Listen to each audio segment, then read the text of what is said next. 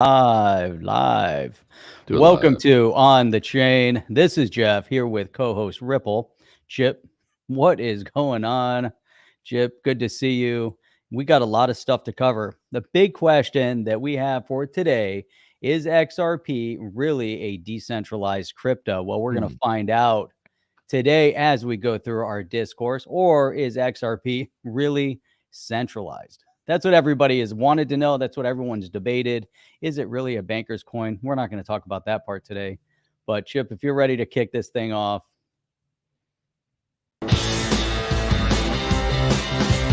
Welcome to On the Chain. Good morning, Jeffrey. I think I'm calling you Jeffrey today. What's going on, Jeffrey? Good morning. What's happened?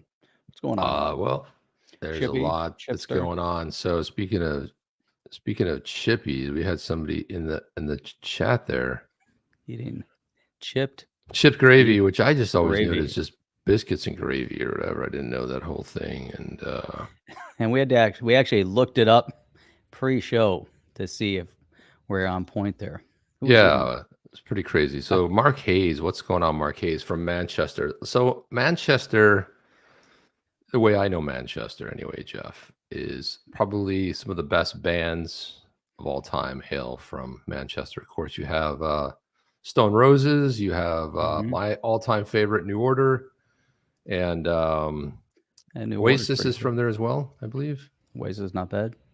Yeah, there's some it's just amazing to but you know, it's funny, I've been all over the UK, but I've actually never been to Manchester, which is really odd. But I've been to places like Derbyshire and the south and all around London. But for some reason, oh yeah, the Buzzcocks are there, 808 State. I was just looking up some other ones here. Yeah, and also Swing Out Sister. Did not know that, but there you go. You don't need to know that, Jeff. Richard says, "All right, guys, Scottish accent in the room." Scottish accent. I love that. See if you can read that in the Scottish accent. A Scottish accent, something like that. In the room. Yeah. Well, when I was in Scotland, man, there's a couple times where I was like, what language do you speak? I don't understand what you're saying, you know? There's that real heavy accent. But I love that Scottish accent's great. And Scotland's pretty awesome. Yeah, it's pretty amazing. Pretty great. Yeah, that was like my bucket list was to hit all 4 quadrants of the UK there, and I've successfully done it. Come to Sale. Actually, Cheshire. Yeah, Cheshire. That's all right. Well, close enough, man. Close enough. Anyway, let's get this party started, Jeff. There's a lot going on. If you guys want this kind of banter and this because talk about XRP, Ripple, OTC likes to really focus on all these, these type of topics, and just click that like button if you want. If you like the channel, click like. If you don't, keep it to yourself. Okay, let's not tell everybody about it. And then subscribe, and then click that notification bell. And want to kick it off first with there's a little bit of a brush up here, Jeff, in the and with in the community here going on here. Kind of a little bit of a brush up here. So you had Cardano, Cardano's Hoskinson. He says that XRP holders claim about Hinman's conflict of interest with Ethereum is a grand conspiracy. Grand. Now, I'm not a genius or anything, but I know he's one of the original founders of Ethereum. He's cited as one of the originals up there. I mean, I think everybody else has since left the project or faded away. And then it looks like we only have Vitalik Buterin, but Vitalik he was a co-founder. He wasn't the founder. And it probably wouldn't have happened without him. There he is, Charles Hoskinson. There he is. Look at that beard. Yeah, Jeff. And again, I think he's in his like early 30s. I don't know. I think we looked that up last time. Dude. I thought he was like this grand statesman, like he was like 48 or 50 years old, like, closer to my age. And I don't know. No. I mean, I just thought that what the hell. But anyway, so not looking too good in that picture. He looks like he's aged a lot the last year. My gosh. He looks pretty rough. Running a crypto project and being president of a country will do that to you. You ever notice somebody becomes president of a country and then the next thing, or prime minister, then all of a sudden you're like a couple years later, they're not looking so good. It's like there's a lot of stuff going on there. Well, those prime ministers out there, they seem to have a pretty cush job versus president. Yeah, that's true. Because, well, the prime minister is a little bit of a different thing. That's more of like a figurehead, right? Right. So Hoskinson. So obviously, we talked about Hinman's calendar in the time the SEC revealed that he had meetings with Ethereum officials, more than any other crypto companies, even when he declared ETH as a non-security. This is going back to what Hinman said, and the developments prompted members of the Ripple community. No, it's 34. Apparently. Well, Alan is saying that working crazy hours of the blockchain as a blockchain developer will age you 10 years in one. And it's like Liz thinks Charles is a weirdo. Liz Taylor, they see that? So you see that Liz? She's got that little thing next to her name. That means she's an on the chain supporter. She's a member. You guys can just click join, become a member if you want to support the channel. Free to do it. I know there's a few of you guys in the chat here today. Good to see you, Liz. It's really early there where you are. So man. So right. However, Charles Hoskinson, founder of Cardano, otherwise known as AEA. So he was on with Tony Edward, Thinking Crypto. And this is what he said. This was his direct quote. The XRP community tried to invent this grand conspiracy. There was a blatant corruption between the insiders at SEC and Ethereum. I don't honestly think that's the issue here. Hoskinson, who co-founded Ethereum, was quoted as saying, then the SEC and the CFTC. He's right. He's 100% spot on there. What's that? Both are ill-equipped to regulate crypto.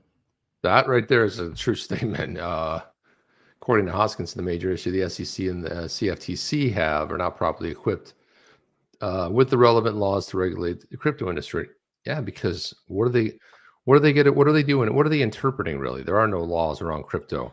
10 years into it, 11 years into it now. And still nothing. Jeff. Still nothing. 12 years into it. Not even one small bill has passed all the way through. The only legislation that seems to be out there is an executive order that just said, hey, let's get together and discuss. If you ever wanted to do something so useless, so meaningless, so just a complete waste of time, you would put that what the White House does. I'm just trying to put this in a nice way. It's like you wrote words on a piece of paper and then you circulated it. Almost like a press release, almost that meaningless, right? It means nothing. Everyone's like, oh, there's an executive order. And what does it do? And nothing. And then it also says that everybody write a report about what they think. And then you put words on a piece of paper and then distribute that. Okay. Did everybody do that? Yeah. And actually, that's the only bill that passed through Congress was a bill that had the parties get together and discuss more, establish committees so they would have more wasted time and more wasted taxpayer dollars to sit around and discuss, and then they move on. But on the fortunate side with Congress, it takes them a really, really, really, really, really long time to make any decisions. So at some point you end up getting a lot of visibility, and then sometimes they make the wrong decisions. But I think everybody right now is rooting to see the red team take over, just for one fact only. Forget about politics. They know that Gary Gensler is going to be hauled in front of Congress in hearings nonstop to the point of where he'll actually be pulled out of that really one creepy room he's always living in with the fireplace. Maybe he's not a real person. Maybe he's just AI. That's why they put him in that room with the fireplace. Yeah, Jeff. I mean, it's incredible. So the whole thing is like, okay, yeah, everything. I know we had a period of a year and a half, 2 years for most people. For us in Florida, it was about 6 weeks. Read that quote. Read that. Corey is saying that Charles is not that stupid. He made the statement for a reason, which is SEC. Yeah. He's like, don't come after me. It's a grand conspiracy. You guys are ridiculous. Do not come after me. Hey, we got Jim D. Jim D's also an OTC member. See that? It's that little insignia next to the D. Yeah, that's it. Another OTC member. Guys, join the family. Come on, man. I mean, everyone's part of the family, but you can definitely get that little bug. And then look at this. See this regulate the cryptocurrency space probably. So what they're doing is just trying to do it the way they think they can with the framework they think they have. I had to put think in there, but that's exactly what it is. So what kind of came out of this is, which is kind of fun, was Charles had to go break this down here in a series of tweets because he got hammered by everybody in the XRP community went after him, right? So he wasn't, that was going to happen. Tim from the UK. Or where specifically, Tim? It's kind of like, let's see, you could be, where could you be? You could be in Scotland. You could be in Northern Ireland. You could be in Ireland. I mean, you could be all over in Wales. I don't know. It's a vast territory. Look at this right here. We had Luxembourg popped in here as well. While we were talking earlier, and we had Hollandia, Melvin, all the way from Holland. And it's great to see. I really like to see we got this wide scope of people from Nevada, Arizona, all the way through Europe into Asia. It's great. And the smartest people are living outside the U.S. right now because they actually know that cryptocurrency is has a use case. It is a currency. It is does have a. I like this. Norseman is saying Charles skips leg day. Don't skip leg day. Squats, not leg press. Just saying. Oh, come on, Norseman. That's a rough thing. Anyway, so let's. Oh, just one before we go into that. Alan was saying, I think part of the settlement agreement, which there won't be a settlement, should include Gary wearing a bozo suit and signify how much of a bozo he is. Now, I think Ripple could get on board with that if they said, hey, we're going to have a settlement, and here's what Gary's going to do as part of the settlement. He's going to put on a clown suit. Yeah. And that's what he's going to wear from now on. That'd be awesome. Anytime you on TV, you wear the clown suit. He's wearing the clown suit already. I hate to say it. He kind of already looks like a clown. He already looks like. Remember Bozo the Clown had those two big puffy pieces of hair? I mean, if you grew it out, it probably would look just like Bozo the Clown. So Argentina also in the house. Yeah, great to see that.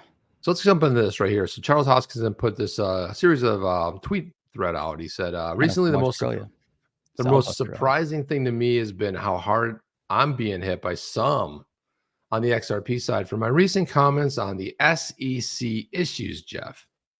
I've always been of two minds here, and I guess some nuances required to explain, which the internet always lacks. So when you're going to explain yourself, first thing you should do is put everybody down, kind of refer to them as stupid. There's always two sides here, two minds, whatever he calls it, and some nuances required. In other words, you weren't smart enough to understand what he said, so now he's going to break it down for us, Jeff. You see? So he says, yeah, I've always taken a position that most layer one protocols aren't securities because it's bizarre and senseless to consider something that offers utility, is decentralized enough to have operators and builders throughout the world, and survives its founder's passing, Howie. People speculating on oil doesn't make oil a security any more than baseball cards, which we brought up here, Jeff, right? We have many times. He must have been listening to the show.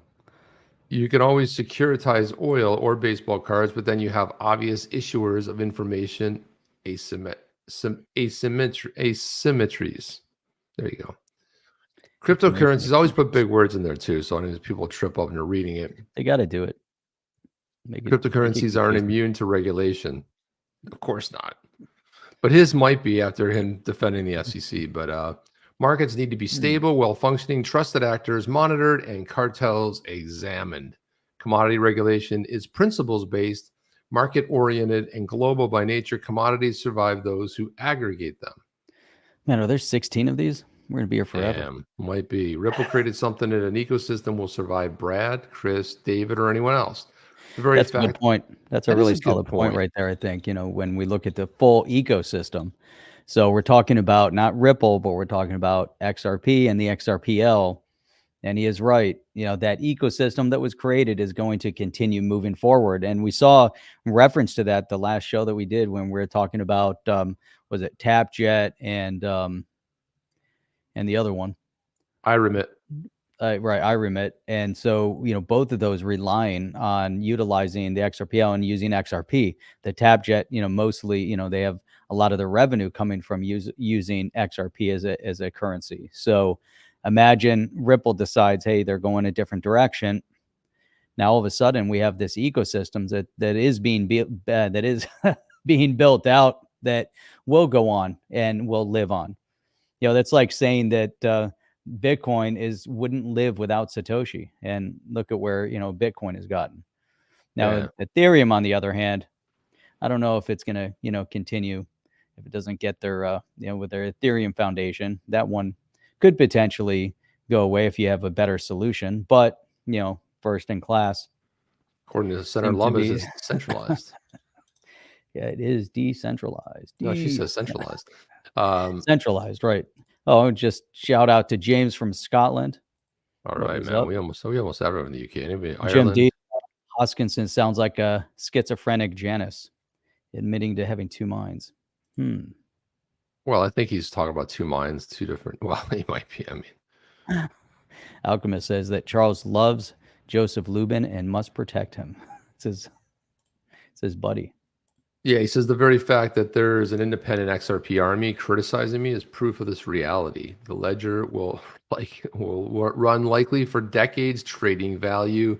The merits of the case should rest on the absurdity of applying security regulations to something that has millions of independent participants in more than 100 countries that cannot be controlled by any fiduciary of any single company. Jeff, right there. I mean, isn't that it? He's landing some 100%. Solid points here. Oh, point after point. I mean, and that's the whole situation that we're up against here. When we're looking at the crypto market as a whole, and we're looking at this irrationality of how things are not being clearly defined within the current infrastructure here in the U.S. And I think that's where we're running into a major issue. And obviously, with Gary Gensler and what's going on with the SEC, and we'll even see some backlash. We have some tweets from Hester Peirce, and she's even getting backlash now as part of the SEC. There's zero love for the SEC at this point, and people are saying the SEC just does not represent whatsoever, and just on and on and on, and and so Charles is really hitting it out of the ballpark with these points. And man, when we think, Chip, here's the point. When we look at the crypto market as a whole, we really have to, it's good to have rivalries and, one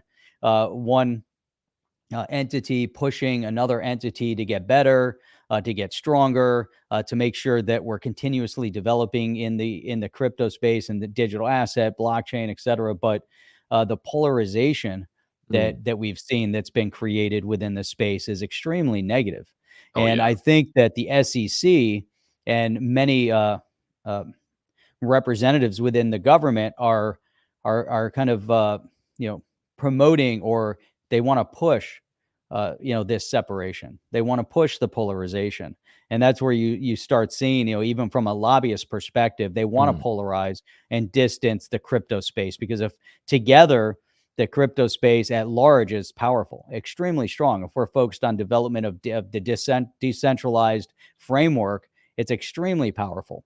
But as soon as you take the centralized authoritarian control to, break up the decentralized structure, all of a sudden, the network becomes, much weaker, and that's where we start seeing, that's what they're doing, and that could be extremely problematic.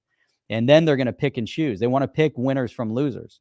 So if they're going to put all their weight, as we saw like Senator Lummis, even though she's done some, heavy lifting for the crypto community at large with some of the things that she's done in Congress. However, she's also very much leaning on Bitcoin and Ethereum, as well as some of the others.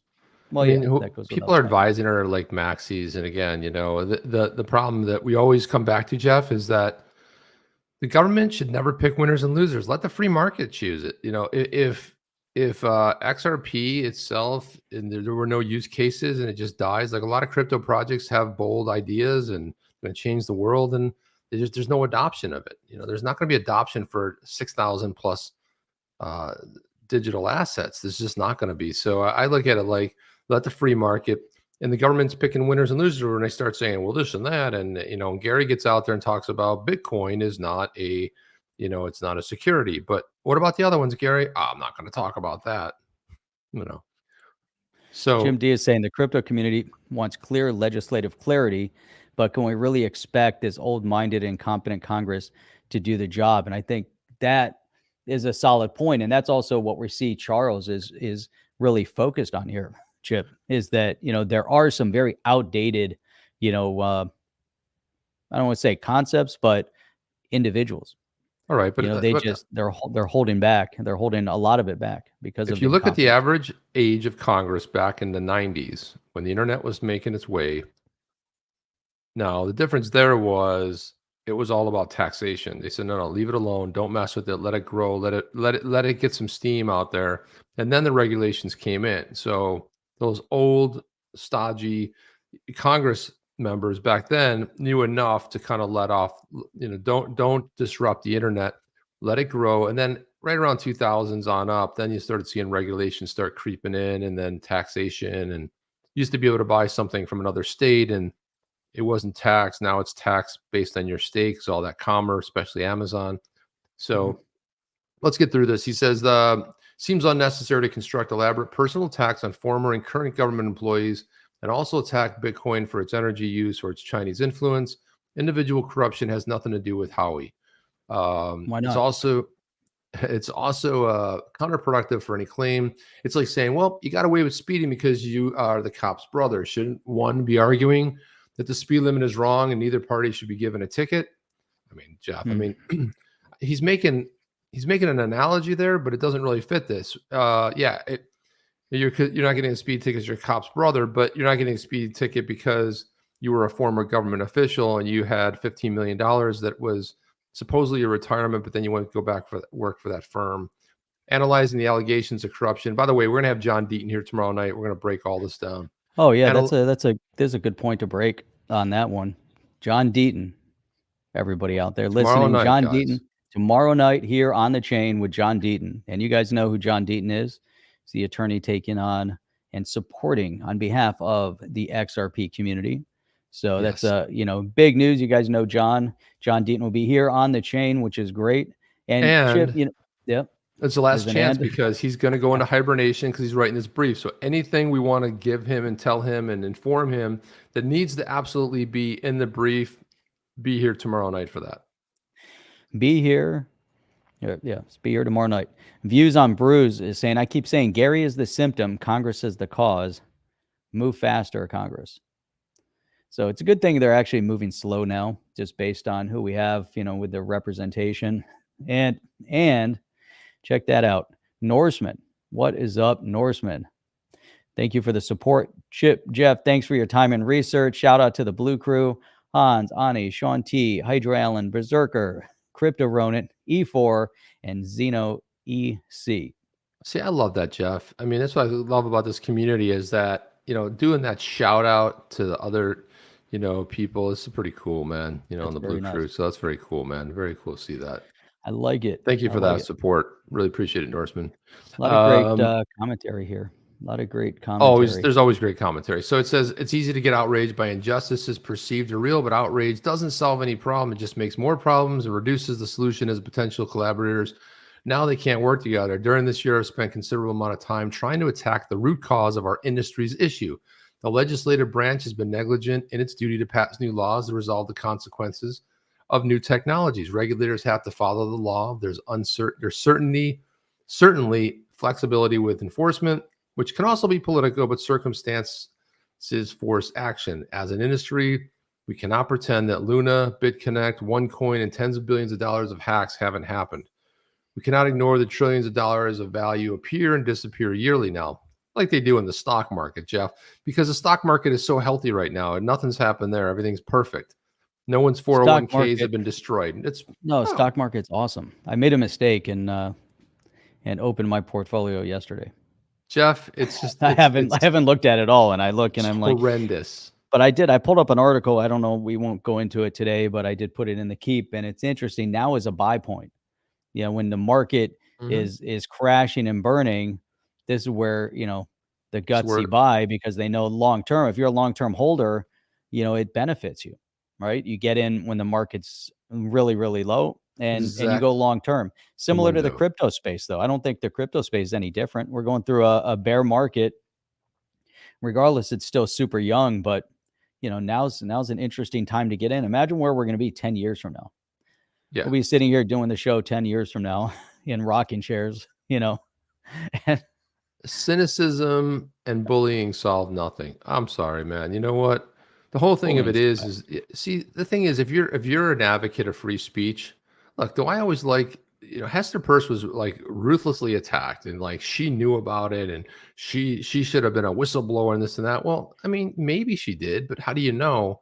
But I've always said, like, well, because I was on that side, I was really not a fan of hers until I started saying, hey, she's the actually only person in the SEC. I mean, I think she might be the only one left that actually is only one that's like sticking up for crypto. So like, don't attack her, attack the other members. But if that's the whole thing, if people want to attack her, it's their free will to express themselves. That's where he says cynicism and bully solve nothing. Maybe so what? Get it off your chest. It requires leadership and tireless effort. Yeah, well, there's plenty of that going on too, especially on the Ripple side. They've been transparent. They've gone on the SEC. He goes on to say courts make poor substitutes for legislative holds, as we've seen, even with stable rulings and the Roe v. Wade evaporating. See, then he brings something like that into it, which has no merit at all because it's not evaporating. And if Charles Hoskinson was if he was able to study law and case law and had any understanding of how the court system works here, he would know that the Roe v. Wade scenario was decided by a court.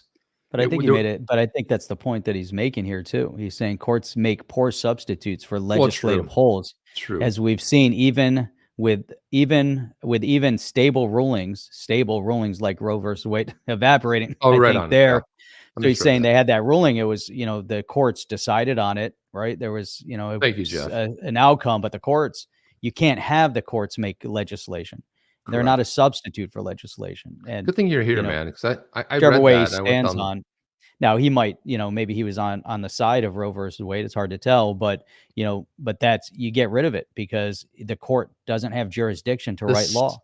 Jeff, make sure tomorrow night when we have John Deaton on here, we go down this rabbit hole. I'm so sick and tired. The same way the court made a decision that wasn't on the books for Congress and didn't sit in the Constitution. How is it that the Howey test did not come out of the 1933 and 34 legislation? They made it up. They made it up, and it came from a court. So now everything just goes back to, that one outcome, and they're going to then compare everything against a court ruling from 1946. But case law is predicated on legislation, though. Case law, it becomes case law once a decision's been made, but it's based on existing legislation, not out of someone's mind. Right. And that's what Charles is saying. If we desire certainty, then we need to legislate. This is our window. So we have this window of opportunity, and that's interesting. Do what you will with it. But that's exactly the point, is that you can't allow, the SEC doesn't have jurisdiction to write law. The Supreme Court doesn't have jurisdiction to write law. They have to regulate or judge based on legislation. Now, in order to get legislation, goes back to Congress. Then the Congress has to have the wherewithal to actually define the outcome. And there's where the problem lies. We've had a Congress sitting that has had no desire to legislate and have a positive outcome. Desire. Zero Jeff, desire. One of the big issues that came up in the Obama administration early on, the blue team said, hey, we need to codify Roe. We need to make sure that becomes law. And they said, no, let's work on the healthcare bill first. Okay, so they had 8 years. Well, actually, the first 2 years when they had control of Congress, they had a chance to do it. But there's been 50 years of chance to do it. It's never been done. So again, it's been talked about and it's been brought up throughout the 50 years, saying, hey, this is just a decision, and it can be is decided one way. It can also be undecided. But so how's it going to relate to Howey? It's going to be interesting. I wonder if you can have an equal comparison. That's something that, we have to ask John tomorrow night to see if there is a comparison. Can you throw out the Howey test? Can there be legislation that says this is how you need to define a cryptocurrency. And this is how you have to define it, whether it's a security or not. Not, hey, let's go back to Howie and oranges and orange juice. Just, it's kind of crazy. That's kind of silly, but interesting enough. So Mr. Intuitive, who is awesome. I love his videos too. Go ahead. You want to throw that out there first? Let me throw. So Union Crypto saying, United States, there's no tax on a $600 lottery ticket winning, and you can bet your house in the casino, red or black, and no one would give a damn. When it comes to crypto, they want to check everything.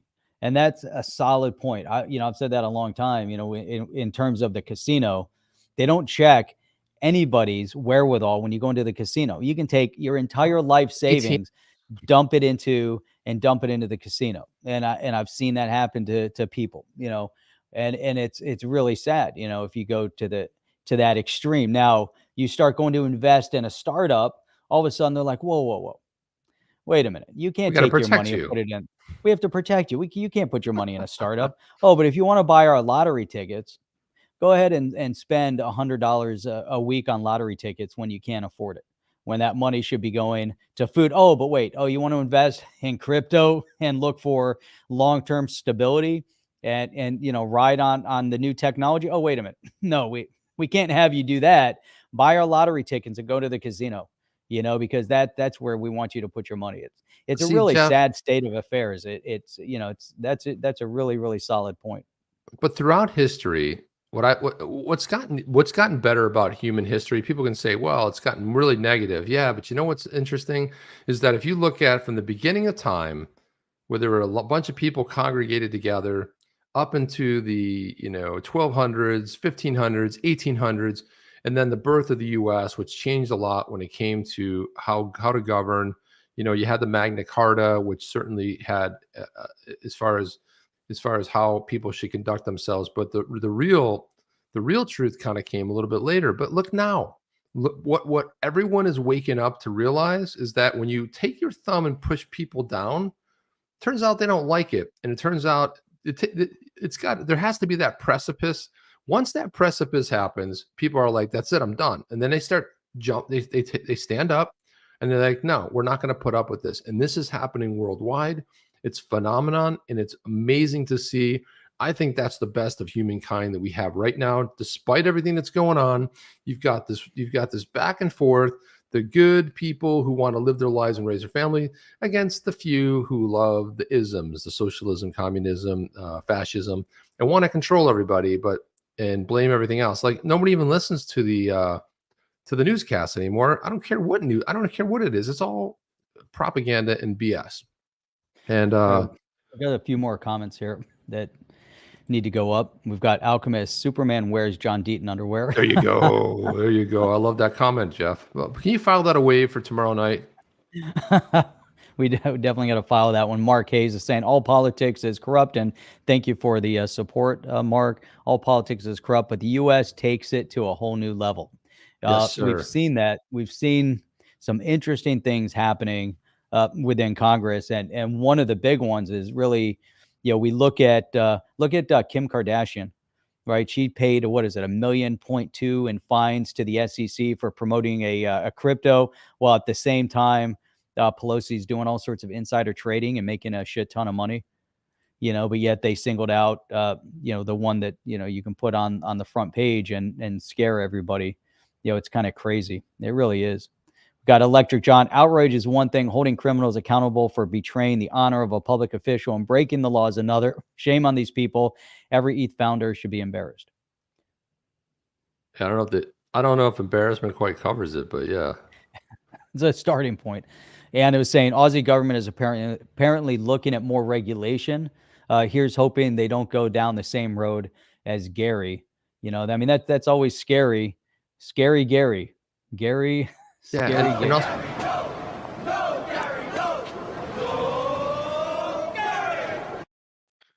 can we change the no Gary? No Gary, no Gary, no. Yeah. So yeah. Well, the weird thing about and one side of the Aussie, I don't even want to go there. But on one side, destroying the people, on the other side are like, yeah, man, cryptos are cool. I mean, it's just it's a bizarre dichotomy, but there you have it. Well, look at this. This will be something too. So anyway, Mr. Intuitive said, "Hey, I wonder what DAI thinks about the comments from Chuck, obviously Charles Hoskinson." He says, DAI says, "I think Charles is a good guy, but he got this one wrong. We have the timeline, we have the video. We have John Deaton. Charles is welcome on my channel." Sorry, man. If that debate's going down, it's going to happen right on our channel, pal. We do the interviews. Yeah, this would be the only channel to have a proper proper conversation with Deaton and Charles Hoskinson. Oh man, that'd be outstanding. Yeah, he does get great videos, but he's not. I've seen his interviews. It's not.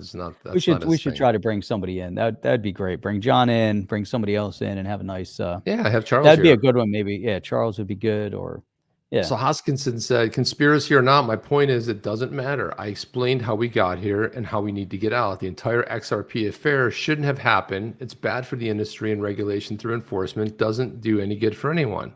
That's solid. But here comes superhero John Deaton. It says, "Charles, Empower doesn't own XRP, not part of the XRP community. Empower sued the SEC, proving that they lied in court. They got the emails proving conclusively that Hinman violated the criminal conflict laws. Respectfully, you're just wrong to say conspiracy or not, and it doesn't matter.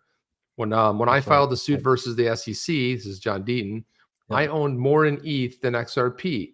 I still do because people know, people I knew. Because I knew people would try and dismiss any efforts as a disgruntled XRP holder. As I've said, if the SEC had sued Joe Lubin or Vitalik Buterin or Consensus, claiming today's ETH is a security, I would have sued the SEC." And John's been very vocal about that. That's solid. That's a really, really strong point. He went on to say that it absolutely matters how we got here. We cannot have a system where a few insiders get to pick the winners, providing a massive regulatory advantage to some and using regulatory enforcement actions as weapons against us others. It's disgusting, and it has to stop. Yep. There you have it. And the Hoskinson affair took pretty much the whole entire day, Jeff. How did that happen? There's a lot. That was a lot. We had a lot of commentary on that. It was actually, I think it was an important, tweet storm that he had there, because he hit on a lot of solid points, and it's interesting, coming from the position that he comes from. But we have to look at, at individuals from, and that's what we're saying. We can't be continuously polarizing, even if, he might have some polarizing nature. But he made some really significant points, as it relates to legislation and everything that's happening right now in the crypto space. Crypto G was saying, can you guys ask him more about reparations for damages to XRP holders? Explain that process. And that could be interesting too. Is that the case? And so if there are damages to XRP holders, that would have to be individuals that sold, due to, a fear of loss, or individuals that couldn't buy as a result. Imagine that you're continuously, and I don't know how that, I don't know how that happens. Maybe you're stuck with it. So if Coinbase, maybe Coinbase is your platform, and now all of a sudden you can't do anything with your XRP over there. I guess you can move to Uphold, you can move to Bitra, you can do all these things. How did that impact over this period of time, over the past couple of years? How does that impact individuals? Because of the fact that it held the price down significantly based on the SEC action. But for the SEC action, if the whole market was trending upwards, we don't know if XRP was going up, but it was already trending upwards. It was almost touching $1 at that point, if you remember. Right. And then all of a sudden it backtracked all the way down to 20 cents and under 20 cents, all because of the SEC action at the time. So that was that's kind of crazy. So I think that's important. And then Legendary Bullfrog is saying all crypto will thrive when XRP wins a lawsuit. And it's interesting. XRP will be the standard because the SEC, although they're attacking Ripple, they are also attacking XRP. And therefore, John Deaton supporting and representing holders of XRP, intervening in this whole case, because of what was done, because of the action that the SEC took, not protecting the retail holder. And there you go. There you have it, Chip. And there you have it. So got a couple quick hits here, Jeff. A couple quick ones here. So here's one right here. This is a question said, do you think the SEC already had their motion to reconsider written to Judge Torres, knowing she would sue, overrule their initial request, but the SEC will sit on it until last minute and then file so as the delay as long as possible, and then tagged Jimmy Fallon in this. And Jimmy Fallon said, do you remember when the SEC filed a one-line response to Ripple's efforts to enforce Judge Netburn's ruling on the authentication of the videos that the SEC officials remarks? Yeah, the SEC took full 5 days allowed to file that one-line response. That's vindictive, Jeff. Vindictive. And then here's another one from Library. Library's been lighting it up, by the way. I just love the official Library account. Is phenomenal. Library said, you can tell Library has a decentralized blockchain because it's never been paused or forked to unwind any transactions. And you know what was paused? BNB, Jeff. On that hack, they paused, they were able to pause a bunch of those transactions. And okay, so how is it decentralized then? If you can pause it, if you can, unwind a transaction, that's the opposite of that's centralization, right? Somebody has the power to do that. I don't get it. This one was great. XRP, the standard productions, always some good stuff in here. Look at this one here. Who did this? He says, this is your dad at 35, and it's like a big old beefed up Shiba Inu with giant muscles, and underneath the caption reads, nothing matters but family, faith, career, and community.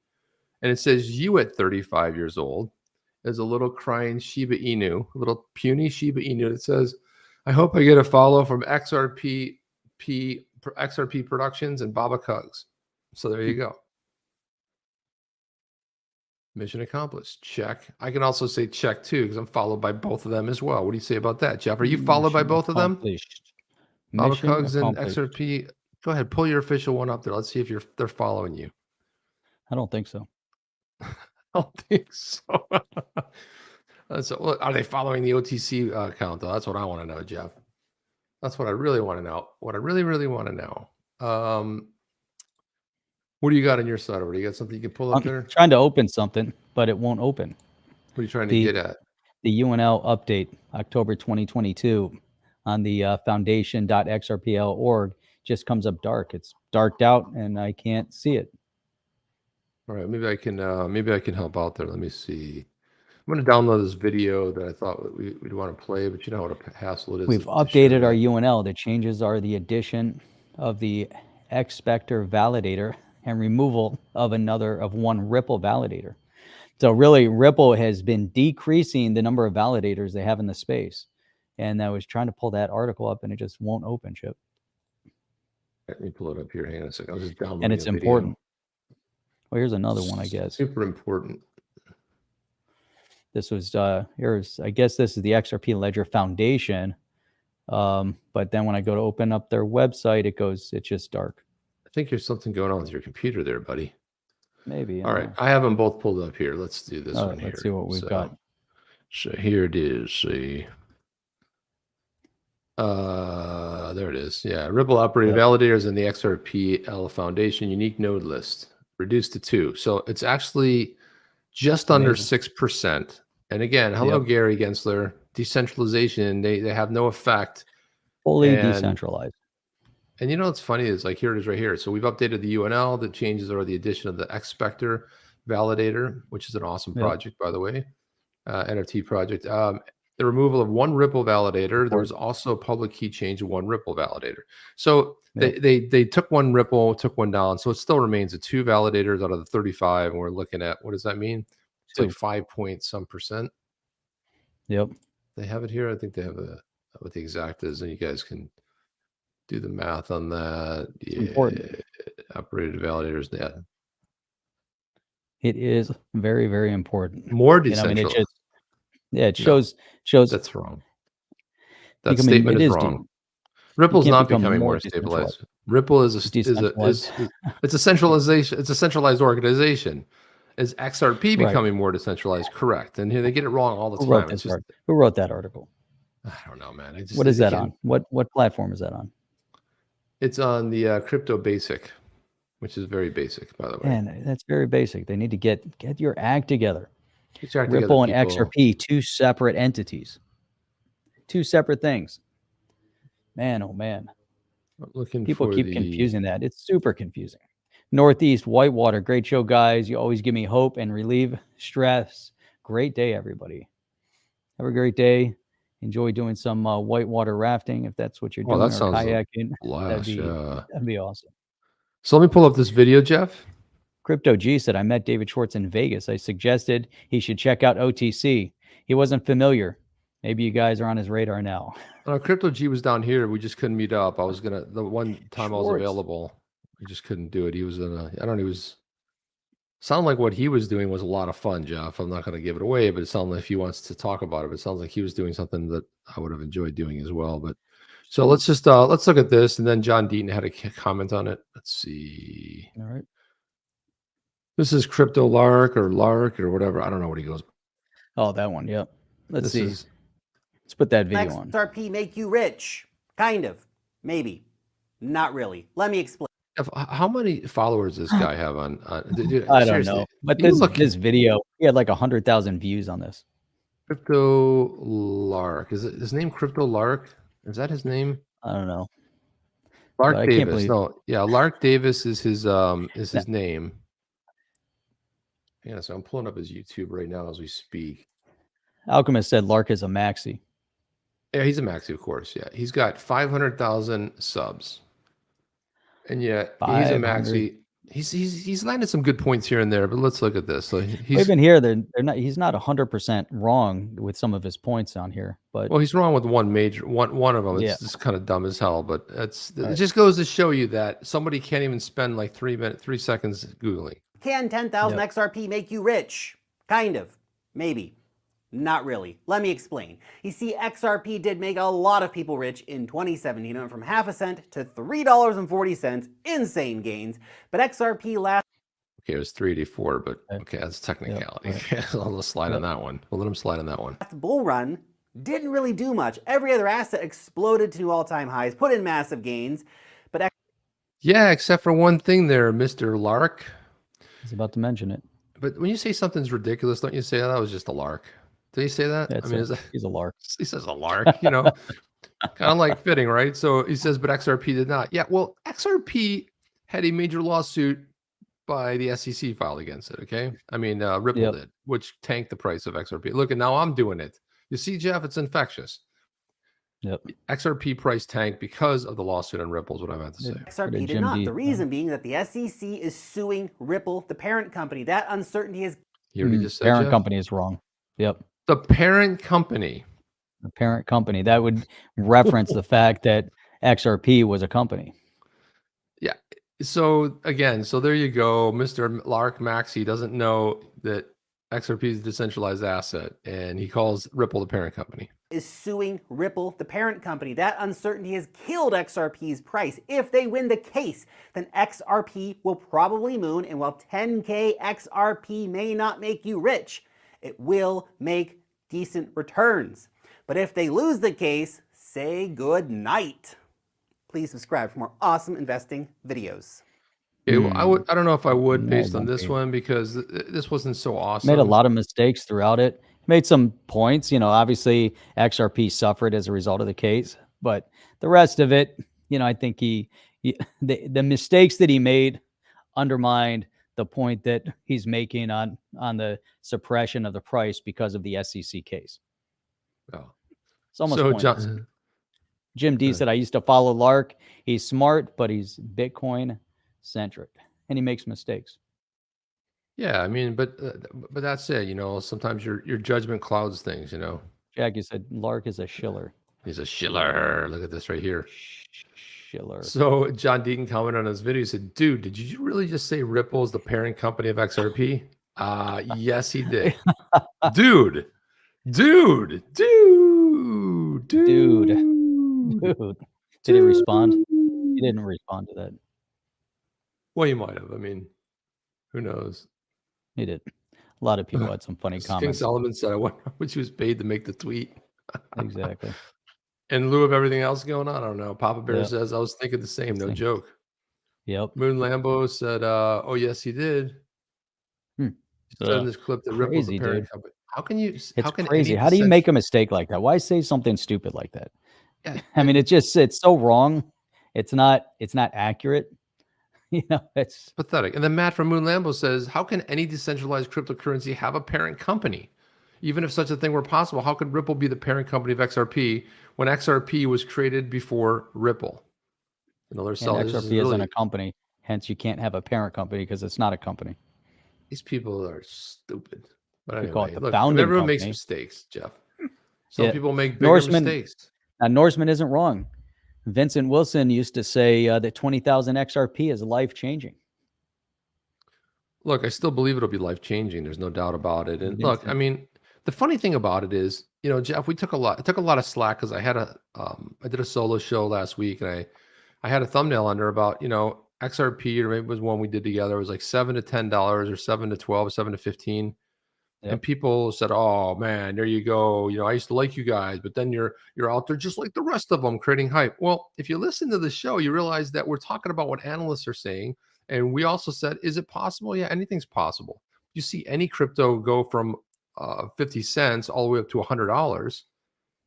And you look at some of the failures out there that we've seen out there for some projects. I don't have to name them, but they've gone offline. Okay, that breaks that calls into, that's a lot of issues there, right? I mean, let's just put it at that. It's a lot, man. I'll tell you what, I'm excited about tomorrow night. Excited that we need to resurrect the Vincent Wilsons. So Norseman is right, man. We got to bring the Vincent Wilson back. I don't know what happened to Vincent Wilson. He just disappeared. He got rich. He probably got rich and disappeared. And there was a little bit of 68,000, controversy. There was some controversy over it. Another Vincent Wilson came out, then someone else came out and said, "I'm the real Vincent Wilson." And then everyone was saying, "Will the real Vincent Wilson please stand up?" And then we know where that went. Then please stand up. And then he disappeared, and that was it. But Chip, tomorrow night is going to be legendary. Why is it going to be legendary? Because we're going to have John Deaton on the show with us once again, and we're going to dive into all the stuff that's going on with the XRP case and the SEC v. Ripple case, XRP on the Deaton side, SEC v. Ripple on the other side. And we want to find out, where is this going? What is the potential outcome from Deaton's perspective? Obviously, Chip, you and I are on the side of, we don't have an expectation of settlement. And I think as this case gets closer and closer, settlement is less and less likely from the current SEC. Now they rolled us over. We're looking for a judgment. We're looking for a judgment and a win. We want a grand finale. We want something great to happen. Deaton will be amazing tomorrow. But Chip, that's I've got to run. You bail. I'll carry us out. You want to carry this out? I'm going to take off. Got a couple more hits here. I know we had so much good stuff to cover, and we covered a lot of that Charles stuff. There's a lot of good things in there. I'll check everybody out tomorrow night. Chip, have an amazing day. I'll see you tomorrow, man. I'll see you tomorrow. I'll chat with you later. See you on the next one. Hey, hang on a second. Hey, I was going to give him the proper takeout here. Hang on. There he is. Hang on a second, Jeff. Yep. I'm going to do this for you. Ready? Don't go anybody. Don't you go. Do it again. Are you down with OTC? Please like. Okay, I was just kidding. We're coming everyone back. Stay. Everyone's Chip is still here. Legendary Bullfrogs. Like later, everyone. All right, guys. I am out. I'll check everyone out tomorrow night. Hang in there with Chip. We got some more good stuff to cover. We got a couple more things here. Hit all right. cover. See you later, buddy. Check you out later. Check you out on the next one, man. Okay, so I wanted to cover this one right here. Here we go. This one here. David Schwartz commented on the XRP Ledger Foundation's update about the UNL being updated, and obviously adding X-Spector and then dropping, basically adding one Ripple validator and taking out another one, which leaves them at 2 validators, just under 6%. David Schwartz said, dun, dun, dun. Another one bites the dust, and another one gone, another one gone. Hey, another one bites the dust. So yeah, a little bit of queen action in there. Obviously, another one bites the dust in there. I thought that was pretty fitting. There was something else in here too that I wanted to get to. And sometimes like I said, we have so much stuff, can't get to it all, but that's just how it is. Otherwise it'd be like a 3-hour show, because Jeff and I talk too much. And here we go. Here we go right here. Look at this. Yeah, let's see. I don't even know. I don't know if I like that one. I don't know. But this one here I wanted to get to because I think this is interesting. We talk about crypto adoption and everything's going on in the space, which is quite a bit. And we have here Visa partners with FTX and a bet that shoppers still want to spend cryptocurrencies in a bear market.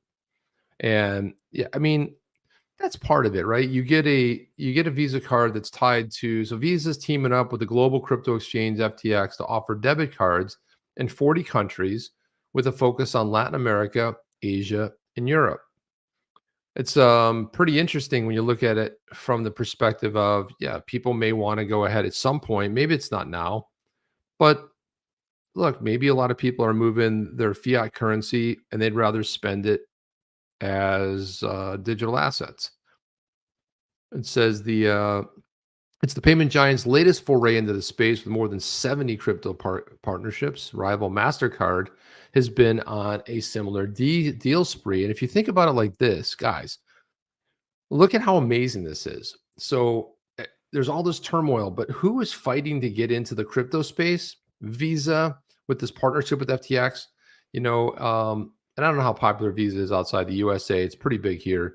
You've got American Express, but you have all these other cards from other countries that are all in the space. They're all fighting, trying to get a little bit of market share, trying to figure this out. So it's not so important about if this is about, well, do people want to, I mean, that's one take. Do people want to spend their crypto in a bull market? Okay, but there's a bull market for a while. Then you got a bear market, a bull market. It ebbs and flows. Look, it's the same way we see what happens with the stock exchange. Here you got, even though values have come down, there's still steady interest in crypto, says Visa CFO Vasant Prabhu. Absolutely right. No matter what, a lot of people might move a lot of their money into crypto, and even if it goes up 0.5%, you cannot get that in a traditional bank. So you move a lot of your money in there, and you might want to spend it. And I know that we know James Rule. That's almost everything he does spends the crypto. So I think that's a huge development right there. Norseman is bringing it hard today, man. What's up for you for Chips YouTube cardio? Man, appreciate that. Awesome, very cool. Thank you, Norseman. Really appreciate the massive support today. Fantastic. Love you guys, man. And all the commentary you guys have in there, which is just absolutely spectacular. And here's another good one. We have a lot. Jeff and I have this, we use a Google Keep where we keep track of all of our stuff.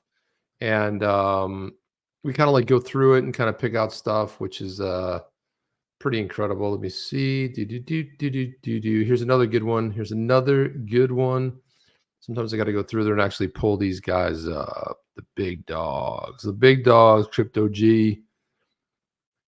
And then Norseman said Visa doesn't want to get left behind. Yeah, absolutely not. And also Visa, their investment arm, has been investing massively into crypto organizations, companies, payments, other payment people in the space. They're betting on it pretty big. So if this thing's going away and it's just a fluke, and well, business community will tell you otherwise because they're heavily investing in it. Okay, where is this? Here we go. This is pretty fun right here. Let's see. Boom.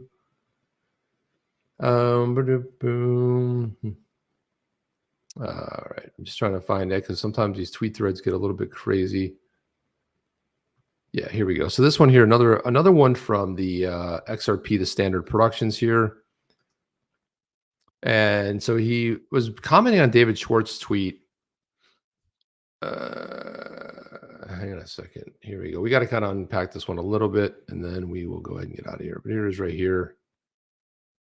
So XRP, the standard said, hey, I'm having dinner tonight with Rosie Rios. Let me know what questions you want me to ask.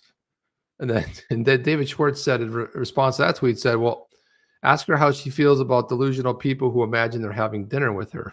So boom, there you go. And then this one here, he said, well, I asked her this question in earnest, but then it struck me. Is David insinuating something here? And of course, David said, but the dog, the meme that says, yes. Yeah, he's insinuating something. He's crazy. The XRP, the standard, said, hey, by the way, the end of the night, the waiter asked her to sign the check. She took out a US dollar, taped it to the bill, and said, there you go, Ace. Rosie out. It was epic. That's some funny stuff right there. As you guys know, Rosie Rios has, I think her signature, I thought her signature was on the $100 bill, but yeah, she's the former Treasury Secretary of the United States, and her Rosie Rios signature is on one of the banknotes. I don't know if but the waiter asked for her to sign a check. She took a US dollar, taped it a bill, and said, there you go, Ace. Rosie out. It was epic. And on that note, I'm going to tell you somebody else that's out. None other than Chip. Guys, really appreciate you guys being here. Go ahead and click that like button on your way out of here. Please don't. It already helps the Google algorithms. It helps us out. If you like the channel and enjoy it, click that. It's real important to hit that like button. If you want more content like this, hit that subscribe button, click that notification bell. And that's all I have for you. Jeff and I will be back here tomorrow night with the one, the only superhero. I think it was the first time he was ever called a superhero was on this channel. He was the first channel he ever came on. We are always just fantastically graced by his presence, that he still comes on our show, even though he's a regular now on Fox Business, and his, he still comes on the chain, and that just speaks loudly to who John is. Really going to have a good night tomorrow night. Really looking forward to it, guys. That's all I have. Chip out. Are you down with OTC? Please like, subscribe, and click the bell to be notified when the next video drops.